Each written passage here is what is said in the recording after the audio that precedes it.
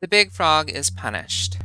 Once upon a time, in an ancient and deep forest, there lived a big frog in a small pond. She was no ordinary frog, for she had been given the gift of speech when she saved the princess from the mad hunter. From the morning into the evening, she did everything other frogs did, except that she knew how to speak. Everybody in the forest could hear her loud voice, and everybody was unhappy with that, because she never stopped babbling. She babbled about the too hot sun and the too deep pond, about the rain to come and all the delicious flies she had eaten. Gross. Across the forest, all the creatures tolerated the endless noise until one day they could not deal with it anymore. They asked the big frog to quiet down. "I can't," said the big frog. "This is what I do. Before the princess kissed me, I croaked all day long, and you all liked that I did. This is the same, except you can understand what I say, and now you find it irritating? Irritating, but I can't change what I am, can I? Could you?" All the creatures agreed that she was right, and that it was rude of them to ask the big frog to stop doing what she had always done. So they returned to their own parts of the forest and let the big frog do what frogs have always done, jumping and talking some more, about the too hot sun and the too deep pond, and the rain to come, and the delicious flies they have eaten. And for a time it was all right. But in the forest, word travels fast, and everyone has a story to tell. The big frog, being who she was, gossiped and gossiped about everything she overheard. She told the bees that the old bear had stolen their precious honey 2 years ago, and she told the beavers that the eagles had stolen their precious wood. She told the deer who had killed her fawn, and she told the spruce who had carved a cuss word into its bark. Once again, everyone in the forest asked the big frog to keep quiet, for everyone had a grudge against everyone else. But once again, the big frog would not listen. "When I was just a frog, you never paid attention to me, and nobody helped me when the mad hunter hunted me for sport. This is only a right for a wrong, and I won't stop talking."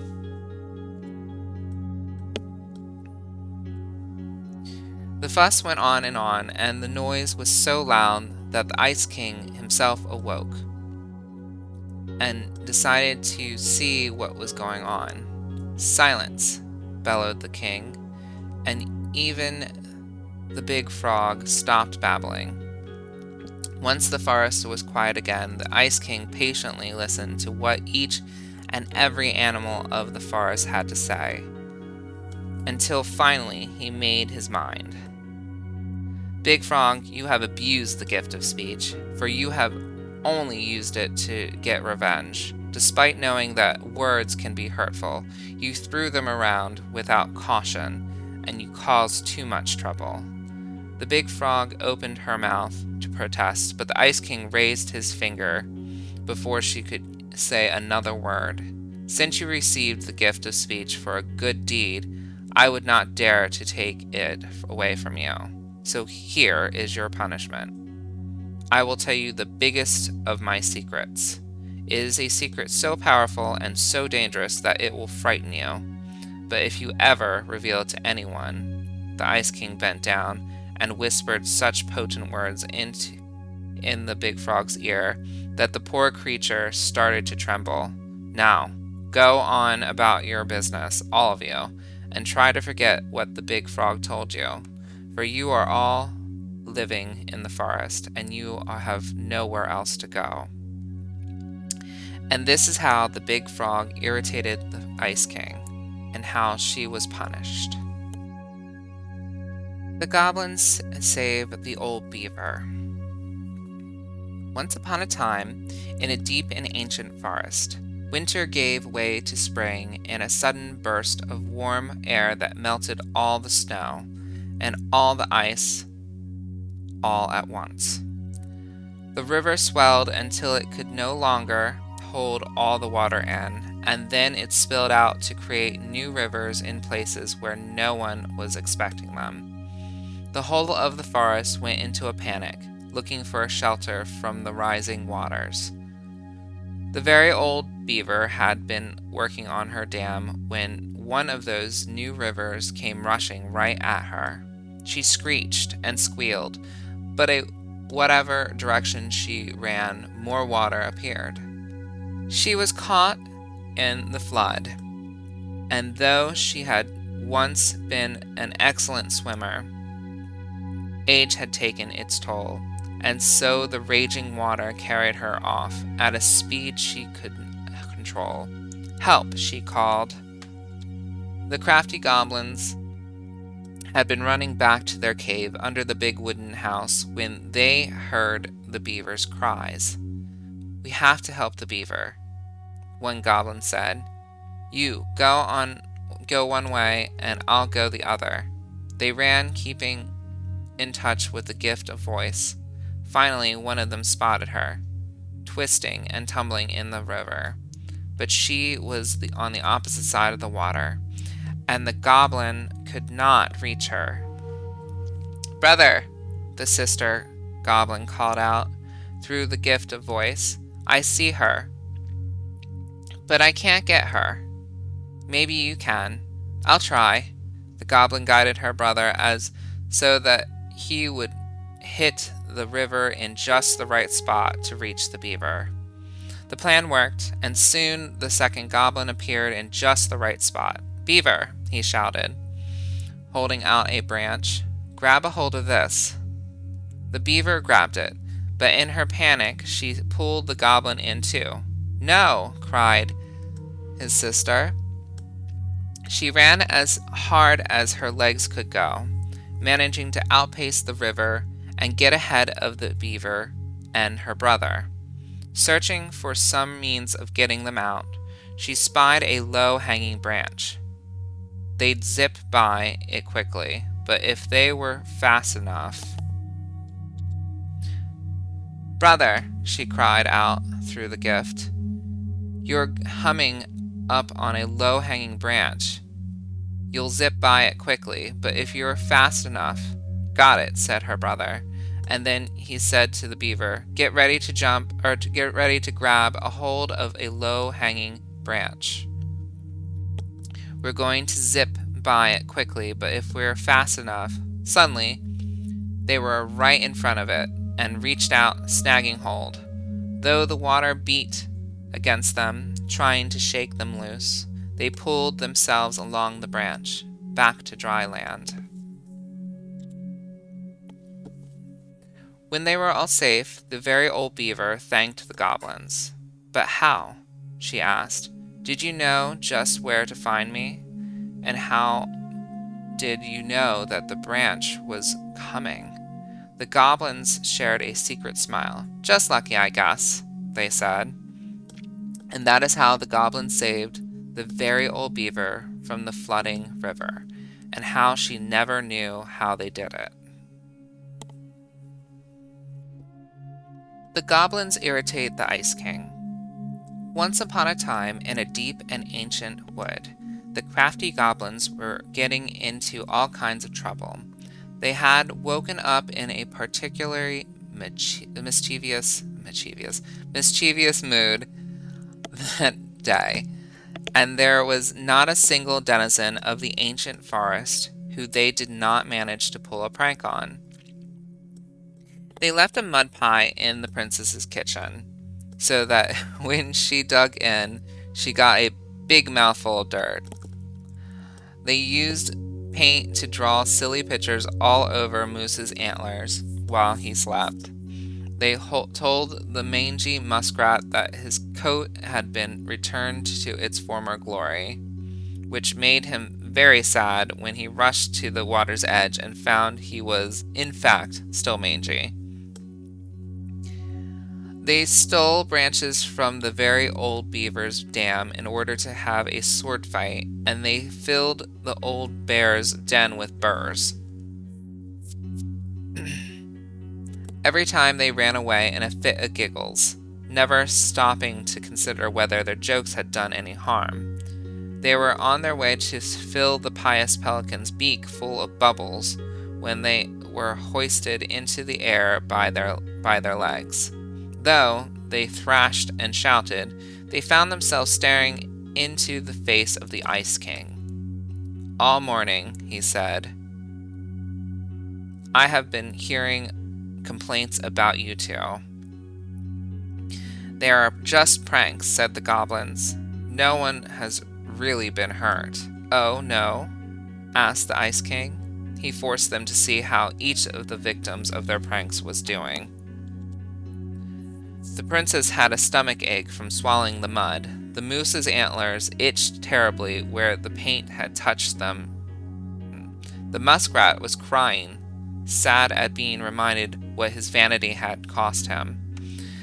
The very old beaver's den was flooded, and the old bear was trying to get the burrs out of his fur, but finding most of them hopelessly tangled. "For your punishment," said the Ice King, "you must help each of them undo the harm you caused. If you do a good job of this, there will be no further punishment. If you do not, you will have to give me your noses, so that you can no longer stick them into other people's businesses." Now, the goblins liked their noses right where they were, in the middle of their faces, so they set about making things right. They baked a real pie for the princess and brewed her a tea that would settle her stomach. They scrubbed the moose's antlers clean and then covered them in a soothing mud. They sat by the river with the muskrat, listening as he talked in great detail about his old coat, and then they did their best to point out all the things that were still handsome about him, like his proud whiskers and sparkling eyes. They let the very old beaver rest while they repaired all the damage done to her den, and then, finally, they removed every burr from the old bear's fur, even the ones that were hopelessly tangled. In the end, they came before the Ice King to see if they had done enough. The Ice King surveyed the forest and found that everyone seemed to be back to normal. "What did you learn?" asked the Ice King. "That our pranks can make people feel bad," said the goblins. The Ice King smiled and nodded. "Yes, actions have consequences. In case you forget, I am going to leave you with a reminder. Whenever one of your pranks is going to hurt someone, you are going to feel a little pit in your stomach. That will be your punishment and your warning." So every time after that, the goblins set out to do a prank that went a little too far, they felt a little pit in their stomachs, and they were forced to consider whether it was the right thing to do. And that is how the goblins irritated the Ice King and how they were punished. The pelican forgives the goblins. Once upon a time, in a deep and ancient forest, there lived a pair of crafty goblins. In a cave below a big wooden house, they lived with a wise princess, who shared as much food with them as she was able, but it was never quite enough. This left the goblins hungry, very hungry, always hungry. One day, as they were out foraging for food, the pious pelican landed on a rock and dumped a smorgasbord from her beak, which the goblins knew was magic and never emptied. There were king crabs in red, blue, gold, and scarlet, veiny blue shrimp, pink-shelled scallops, oblong brown clams, purple spiny urchins, and even one prickly red sea cucumber. The food just kept coming. They watched as the pelican ate one clam and then took a nap. "Do you think she would mind if we took just a little?" asked one goblin to the other. "Her beak never empties. She won't possibly miss a couple of crabs," said the second, licking her lips. They were agreed. And so they crept over, filched some crabs, and ran. The goblins scarfed the crabs, but then when they finished, they found that they were still hungry. "She won't miss a handful of shrimp," said one goblin to the other.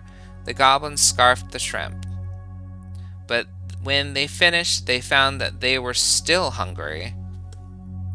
"Maybe also a few scallops?" said one of the goblins to the other. The goblins scarfed the scallops, but when they were finished, they found that they were still hungry. So they went back for clams, and then urchins, and finally even the sea cucumber. Finally, they were not hungry, but there was also nothing left. Just then the pelican woke up. "What happened to my food?" she asked. Unable to lie about it, the goblins confessed their crime. The pelican was dismayed, but she was a charitable-hearted bird, and she could tell the crafty goblins were growing little creatures. "Goblins," said the pious pelican, "I will share my food with you, but you must, in return, follow my example and be as generous with others as I am with you.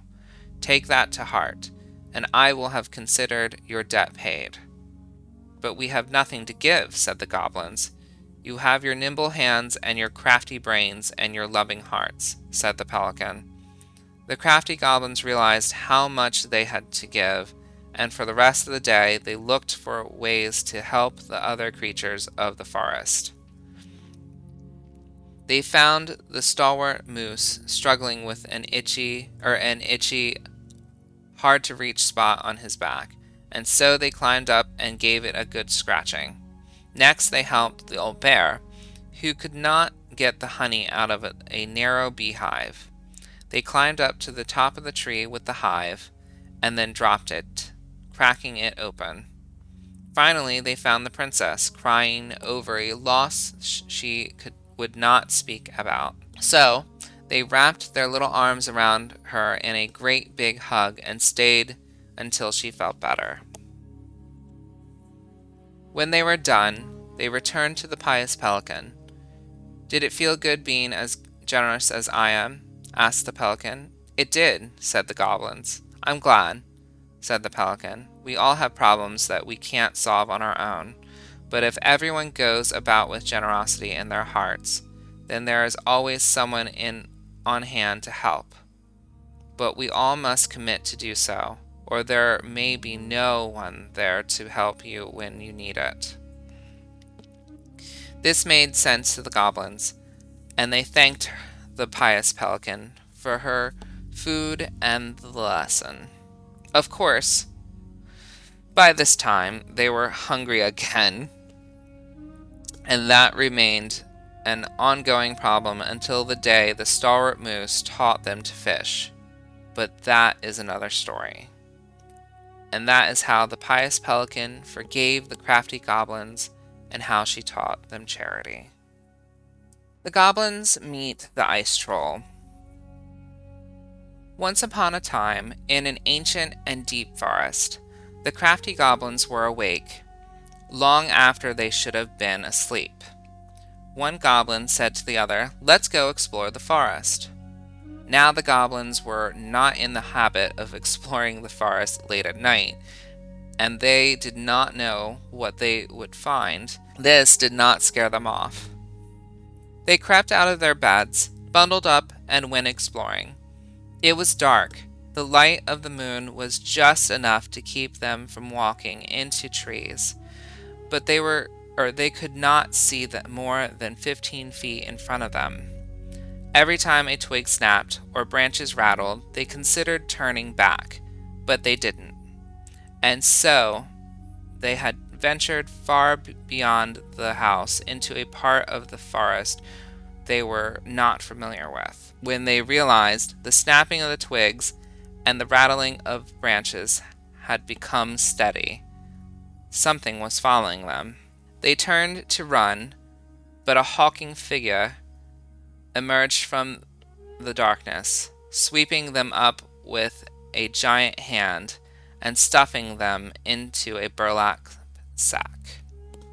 The goblins wiggled and cried out, but the sack remained shut as their captor stomped through the forest singing, "Whittle diddle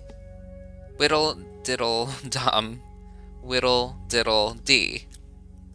And this bag's a meal for me." After a lot of thumping and thudding, the bag opened, and the goblins were dumped into a giant iron pot full of warming water. A huge troll stood overhead, grinning down at them through long, bushy white eyebrows. "I am the ice troll, and you are my dinner." He readied to cook the goblins, singing, "Whittle diddle dum, dum dee dee. There's a soon to be a soup for me." Finishing his ditty, he bent over to stoke the fire beneath the pot, and let out a loud noise of pain, rubbing a spot on his back that always ached. The troll stood painfully and walked over to a stone shelf, where he began to chop potatoes. One of the goblins had an idea. She whispered to her brother, "Follow my lead." The goblin stretched out in the water, floating and letting out sighs of contentment. "Ah," said one of the goblins, "this is the most relaxed I've ever been. My body feels so good, I think I could run 100 miles without stopping." Said the second. The troll peered at them. They weren't supposed to be happy about being in the cook pot, but they certainly looked like they were. "Troll," said the goblins, "if your back is hurting, you should try sitting in the water, just for a little bit, before it gets too hot." The troll stomped over. "But if I take you out, then you will escape, and there would be no soup for me." "Put us back in the sack," suggested the goblins. "Then we can't run away." This made sense to the troll. The spot on his back that always ached was still bothering him, and the goblins couldn't go anywhere if they were trapped. So he stuffed the goblins back in the sack and climbed into the soup pot. He stretched out and let out a sigh of contentment. Meanwhile, the goblins threw themselves around in the sack until it began to swing. The troll was so relaxed he didn't even notice. The bag dropped onto the shelf where the troll had been chopping potatoes, and the goblins pushed it up against the edge of the troll's knife, sawing a hole. Then they made a break for it. The troll finally noticed what they were doing and roared out in anger, but he was so relaxed that when he tried to chase them, he tumbled out of the cook pot and into the flames, catching his bushy eyebrows on fire. The goblins ran and ran and ran as fast as they could through the ancient and deep forest until they were back in their cave and safe in their beds. They vowed never to venture out in the ancient and deep forest late at night again, for they did not think they'd get so lucky as to trick the ice troll twice. And that is the story of how the crafty goblins met the ice troll and why they never did again. The goblins tricked the muskrat. Once upon a time, in a deep and ancient wood, there lived a muskrat. The muskrat was a lazy, cowardly creature who did little but lay around in the sun, cleaning his beautiful coat until it shone. One day, the muskrat found the crafty goblins playing king of the mountain on his favorite rock. He was too cowardly to confront them directly, and so he retreated to a safe distance and then pitched a stone right at a hornet's nest hanging overhead. One of the goblins saw him do it, But before she could say anything, the hornets emerged furious and chased the goblins away, stinging them. With the rock empty, the muskrat claimed his spot. When the goblins returned, they asked the muskrat, "Why did you do that?" "I don't know what you're talking about," he said, turning away to ignore them. The goblins knew that the muskrat cared for nothing but his coat, so they devised to steal it in order to teach him a lesson. As the muskrat lay in the sun, he spied the goblins strutting by. Their skin was covered in flecks of gold. "Goblins," called the muskrat, "what happened to make your skin shine that way?" "When we were attacked by the hornets, we ran and ran until we found a pool by the glacier. We dove in and then came out this way." "Would you show me this pool?" asked the muskrat. The crafty goblins led the muskrat to a pool. The muskrat looked at this pool skeptically. "It looks like a pool," he said. The goblins chuckled and shrugged. "You don't have to jump in if you don't want to." "But what do you lose if you try? And if it works, why, you will be the most beautiful creature in the whole of the forest." With visions of his splendid coat in mind, the muskrat jumped in. When he emerged, he was disappointed to find that nothing had changed. Said the one goblin. "Maybe you have to be stung by the hornets first, just like us." The muskrat hesitated, because getting stung would be painful. Seeing his hesitation, the goblins added, "If it works, you will be the most beautiful creature in the whole of the forest." The muskrat decided it was worth it, so he returned to the hornet's nest and pitched a stone right at it. The hornets emerged, even more furious this time. They chased the muskrat, stinging him repeatedly, until he jumped into the magic pool. The muskrat was disappointed to find that once again nothing had changed. "I wonder if the magic only works for us," said one of the goblins. "Would you like me to jump in with your coat?" The muskrat hesitated. "If it works, you will be the most beautiful creature in the whole of the forest." With visions of his splendid coat in mind, the muskrat agreed.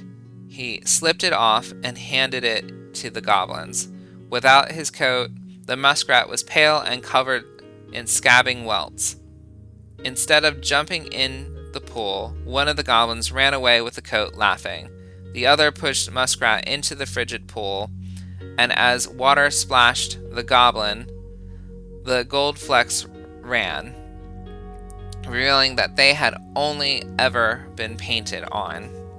The muskrat cried so pitifully and made such a clamor that he awoke the Ice King, who came down to the forest to see what had happened. When the Ice King saw the muskrat, he laughed, only further infuriating the creature. "Tell me what happened," said the Ice King. Both the muskrat and the goblins told their sides of the story, and the Ice King considered the case before him. "It is true that the muskrat is vain, and he thinks of nothing but himself," concluded the Ice King. "But he needs something to keep him warm in the water and the snow." So the Ice King was decided.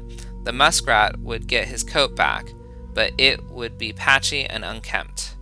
After that day, he became known as Mangy Muskrat. And that is how the goblins tricked the muskrat into giving up his coat and how he got his name. The moose teaches the goblins. Once upon a time, in a deep and ancient forest, the crafty goblins were hungry. This wasn't unusual. The goblins were always hungry, but today they were particularly hungry. They opened the wise princess's cupboards to look for a snack, but all she had was a small pile of nuts and berries and just one strip of dried fish. The goblins grabbed it all and gobbled it up, but they were still hungry. They went out into the woods to look for more to eat. First they dropped by the small pond. The big frog was asleep, and besides the pond was a pile of insects she had caught for eating after she woke up. The goblins crept up to the pile, careful not to wake the big frog.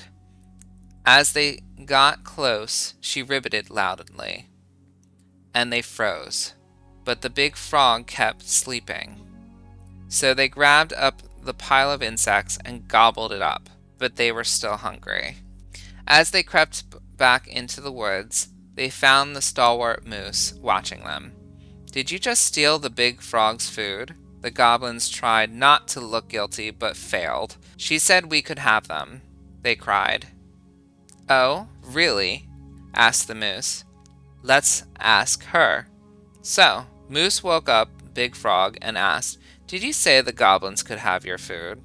The big frog looked at the goblins, who she knew were always hungry, and nodded. "Yes, I did."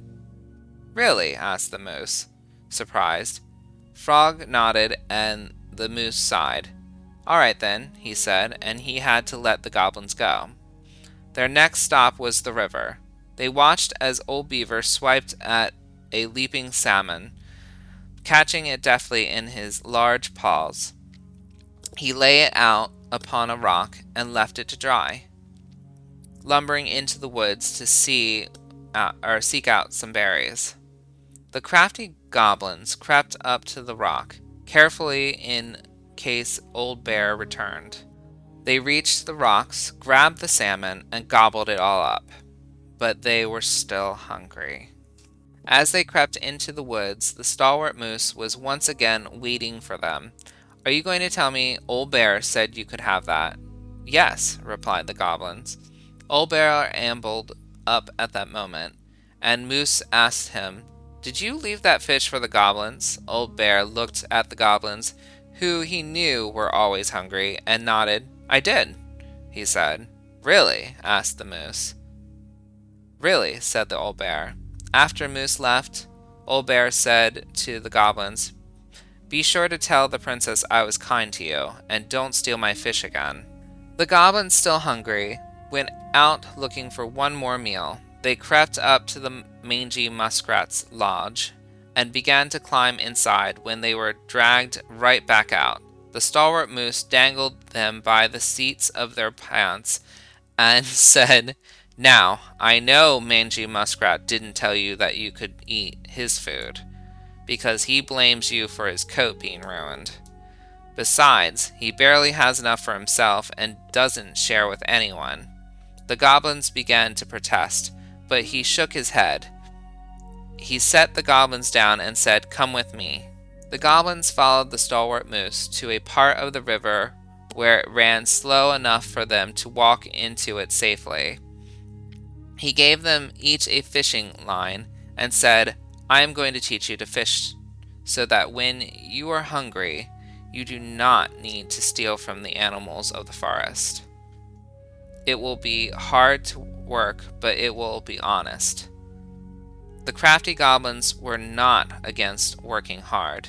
They were just hungry, and so they listened to the moose and soon pulled wiggling fish out of the river. They ate them up, and finally, they were no longer hungry. And that is how the stalwart moose came to teach the goblins to fish. The Mad Hunter gets his hand back.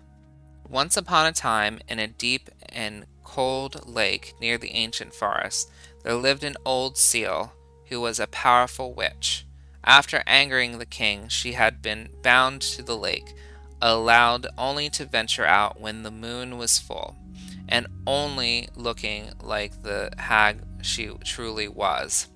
For years, she dreamed of vengeance all alone within the deep lake among the corpses of her many previous victims. One night, she awoke to see a black and hooded silhouette clawing to reach a beautiful gown full of stone. The human had delved far deeper into the lake than any land dweller should have been able to go. His tenacity and ferociousness impressed the moon hag, and she decided he would be wasted in her statuary of corpses. She used her magic to enspell him, allowing him to breathe underwater, but also binding him to her service. "You," she said, "you will be the instrument of my release and my revenge. For you and I together will kill the Ice King." The Moon Hag had never heard of the Mad Hunter, and she did not know the power he wielded. She could only tell he was a hunter, and her lust for revenge blinded her to the threat he posed. She gifted him a hand of ice, which was not as nimble as a hand of flesh, but allowed him to serve her better than no hand at all. The Moon Hag spent years devising the perfect plan to kill the Ice King, and years more moving all the pieces into place to execute it. In the meantime, the Mad Hunter served her, guarding her chest of treasures and plotting his own plots. Finally, everything was prepared. The moon rose, and the Moon Hag stepped on land, giddy at the thought she would never have to leave again if it did not please her. She brought the Mad Hunter to his post, a jagged peak of ice and stone from which he would loose the arrow that would slay the Ice King.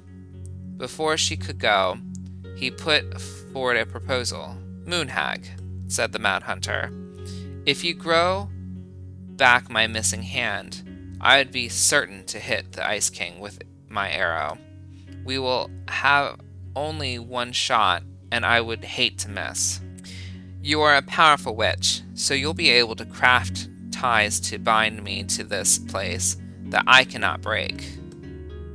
The Moon Hag considered it. "All right, I will grow back your hand, and then bind you here with ties that will not break."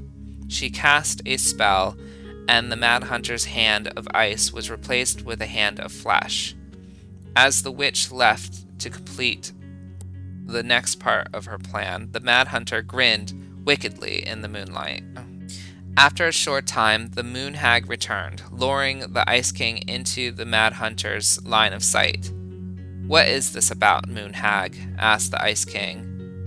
"Many a long year have you bound me to the lake," said the Moon Hag. "Many a long year have I been alone in the dark.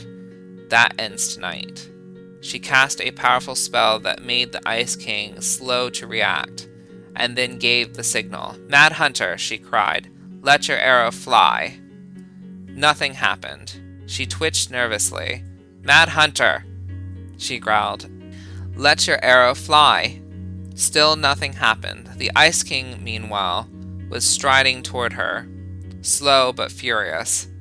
The Moon Hag fled, running first into the jagged peak of ice and stone where her servant should have waited. But the peak was empty. The ties had been broken, and the Mad Hunter was gone. For in the end, he was the more powerful of the two, especially once he had two hands. When the Ice King finally caught the hag, his furious voice could be heard throughout the forest. "For your wickedness, you will be eternally bound to the lake.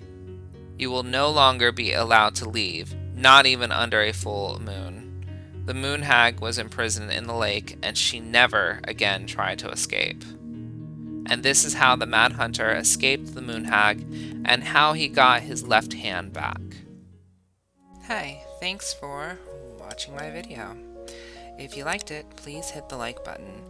If you'd like to see more content like this, please hit the bell in the bottom right hand corner of the screen. Later, world.